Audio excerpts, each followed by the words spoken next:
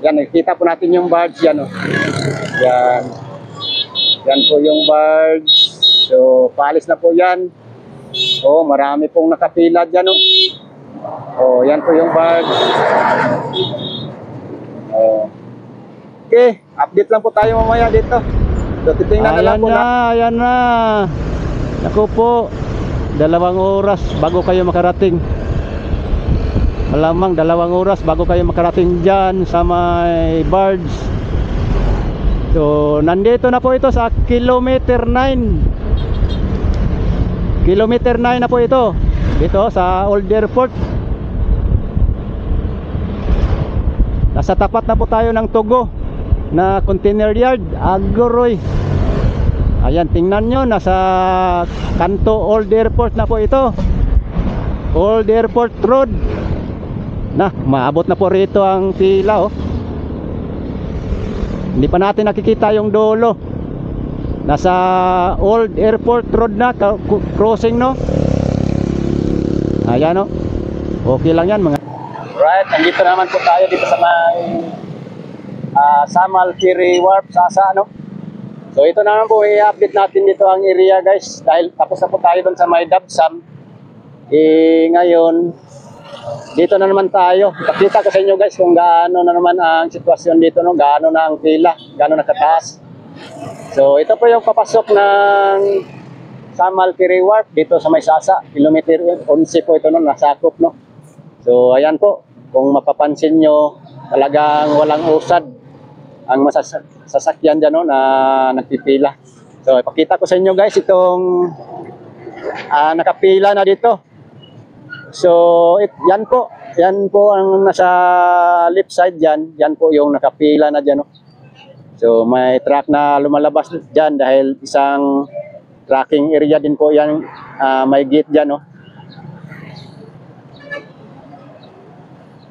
So tingnan nyo, guys, ang pila dito sa may Samal Ferry Wharf.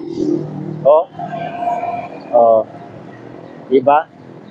Malamang dito sa Samal Ferry Wharf na ito, Sasa, na ferryboat na daungan na sasakyan, no? Malamang dito ang pinaka mahabang pila. So mamaya ipakita ko sa inyo, guys, ang sitwasyon sa dulo nitong Samal Ferry Wharf, no? So ayan. So makikita po natin na pag nakamotor ka, hindi ka makapila ng mahaba dahil, oh, napapansin po natin na dire-diretso ang motor, no? So ayan, lumalabas po itong isang mga tanker. Galing po yan sa Samal, no? Galing po yan sila sa Samal. So may dumating na po na birds, kaya ito, makikita po natin mayroon ng pa-exit, no? Palabas na po sila. So talagang busy po rito. So ang build up po ng traffic, magkaroon po talaga ng mahina, no, ang daloy. Ayan, no. Yan, titingnan po natin dyan sa papuntang downtown area po ito. So magkaroon po talaga ng build up sa traffic dito ngayon or mamayang hapon. Hanggang hapon na po ito or bukas. Dahil talagang ilang araw po ang holiday. Yung iba nga kahapon pa. Pupunta na ng Samal, nagkaroon din ng build up ng traffic dito, no? Nagkaroon din ng mahabang pila. So yung iba dito nakabooking na po sa kanilang iba't ibang mga resort na pupuntahan, no? So ito po may bus dito. Yung iba, kung makasakay ka sa bus, walang problema kasi priority po itong bus, no? Ito, Bachelor Express, priority po yan. Diyan sila bumabiyahe, no? Downtown to Samal area. So ayan, nakikita po natin dyan ang pila. Pila ng mga motorsiklo. Ayan, oh. Ayan, priority po yan ang bus. So sa iba, kung marami po kayong sasakyan, tag-iisa kayo, naku po, mas mabuti pa po iiwan or i-park nyo na lang po dito sa gilid dyan, oh, may parking area dyan. Dito, sa tapat dito may parking area. So pwede nyo i-park dito, Then kung may sasakyan kayo doon na katawid na sa Samal, yun na lang po ang gagamitin nyo doon. So mas mura pa ang bayad dito kasi pag tao po dito parang 20 lang po. So 12 to 15 minutes po ang travel time po ng barge, no? Patawid yan sa Samal, babak. Hindi sa may kuan. Diyan sa Samal talaga. 12 to 15 minutes ang travel time. So ayan po. Grabe na po ka-busy dito, no? So hanggang bukas pa po ito, hanggang Sabado. So yan po yung i-update po natin dito, no? So ito may ambulansya din po tayong nakikita rito, no? So iwan ko lang saan yan. Patungo, no? So itong mga sasakyan na ito, nagaling na po sila ng Samal yan. So yan lang po ang suggestion ko sa inyo. Kung marami po kayong sasakyan, tig-isa kayo, then ginagamit nyo, gusto nyo dalhin sa Samal, talagang ganito na pong sitwasyon, no? Kung nandun ka sa dulo, malamang sigurado 1 oras o 2 oras ka pa makarating dito sa may area ng barge, no? So ayan, no? Makikita po natin yan, barge. Yan. Ay nakaharap. So titingnan po natin doon ang dulo nito kung saan. Dahil mahaba po talaga ang dulo nito, no? Yan. Yan, titingnan nyo. Busy. Busy na po, no? Oh. So ang dulo niyan, titingnan po natin dyan. So daanan po natin dyan ang dulo. Pakita ko sa inyo, guys, ang pinakadulo. Ayan, may barge na po tayo nakikita dyan, no? May barge na po tayo nakikita. Ayan yung barge. Ayan yung barge, oh. Nakikita po natin yan, barge. Oh. Puno na po ang barge. Ayan po ang barge sa loob. Nakikita po natin yan. Talagang busy na po sa oras na ito. Alas 10 ng umaga, araw po ng Huwebes. Okay, balikan lang po natin ito. Dito mamayang hapon, no, i-update natin kung ano ng kalagayan dito, no. As of now, ito po ang sitwasyon, no. Talagang busy na po at ano na po. Mainit ang panahon. Yan, nakikita po natin yung barge yan, no. Yan. Yan po yung barge. So, paalis na po yan. Oh, marami pong nakapila dyan, no. Oh, yan po yung barge. Oh. Okay, update lang po tayo mamaya dito. So, titingnan na lang po natin itong pinakadulo dito, no. Yan. Yan yung dulo dyan. Ipakita ko sa inyo kung saan po talaga ang dulo nito. Yung pila dito, no. Okay. Amping po, amping. Like and share lang po nitong video, guys.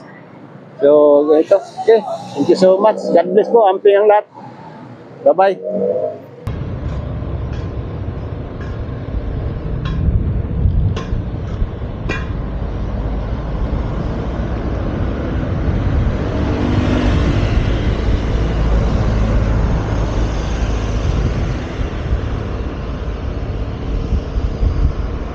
Yan, ito na po yung pila dito na papunta ng Samal.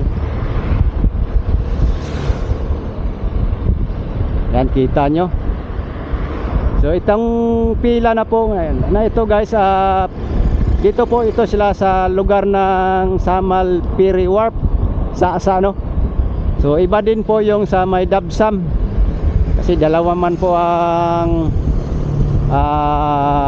barge company dito, no, na bumabiyahe. So ayan, dito na po sila sa PP ang pila. Oh. Nah, ito na po yung PP port. Talagang napakahaba na po ang pila dito. So hindi pa natin nakikita yung pinakadulo nitong pila, no. Wow, grabe. Saan na kaya ito? Oh. Nandito na sa Pantalan. Pantalan ng Sasa. Ayan. Woo! Grabe, no? Oh, di ba?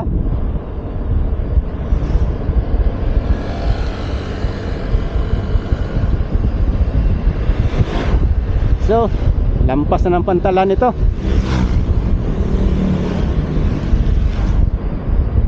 Yung iba nag-double ano na. Double parking na yung iba. Dito. Grabe na talaga, umabot na ng salod.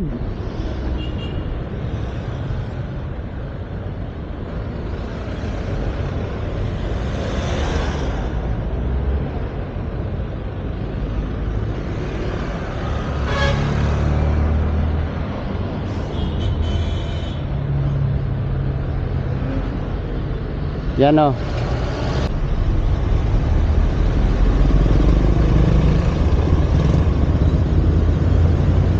Hala, grabe ka ta sa pila.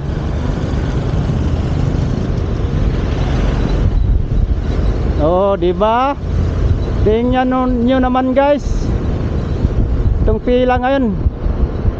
So, mas mahaba rito kay kontra doon sa may Dabsam. Oh. Ayan na, ayan na. Naku po. 2 oras bago kayo makarating.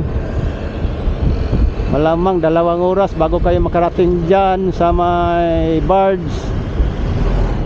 So, nandito na po ito sa kilometer 9. Kilometer 9 na po ito. Dito sa Old Airport.